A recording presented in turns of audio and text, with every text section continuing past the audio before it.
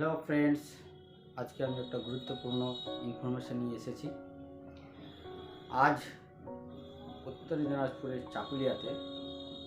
চাকুলিয়ার থানা মোড়, হসপিটাল মোড় অর্থাৎ কালীবাড়ি এলাকাতে তিনটি এমন ঘটনা ঘটে গেছে।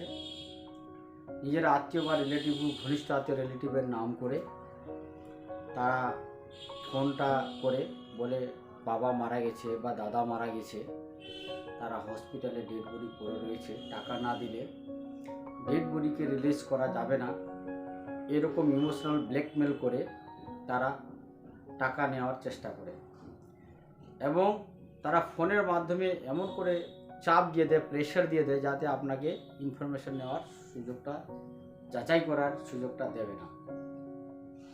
তো এই ফোনটা করার উদ্দেশ্য হলো, এখন শুধু ভারতবর্ষ না, পুরা বিশ্বের মধ্যে এই ফ্রড সাইবার ক্রাইমগুলো চলছে।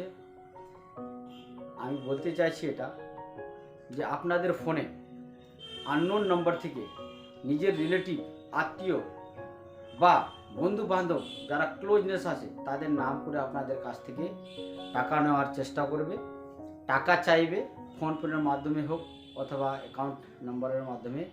আপনারা এই ভুলটা করবেন না। এখন অনেকে সচেতন হয়ে গেছে যে অ্যাকাউন্ট নাম্বার বা এটিএম কার্ডের নম্বর দেয় না, কিন্তু এখন সিস্টেমটা চেঞ্জ করে ওরা ফ্রড সিস্টেমগুলো করছে, টাকাগুলো হাতে নেওয়ার চেষ্টা করছে। তারা বলছে আত্মীয় কথা বলে সিরিয়াস কন্ডিশন, মারা গেছে বাবা, দাদা মারা গেছে, এইভাবে। আপনাদেরকে আমি বলে রাখি, এরকম ফোন যদি আসে তাহলে আপনার খুব সাবধান থাকবেন এবং ফোনের প্রত্যেকটা কথা শুনলেও শেষে কোনো জবাব ঠিকঠাক দেবেন না।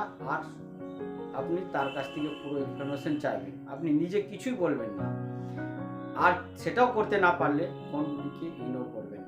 আমাদের এখানে 3 জনের টাকা এভাবে নেওয়া হয়েছে, তাদের স্ক্রিনশট আমার কাছে দিয়েছে এবং তাদের নামও জানা আছে, তবে আমি তাদের নাম প্রকাশ করতে চাই না।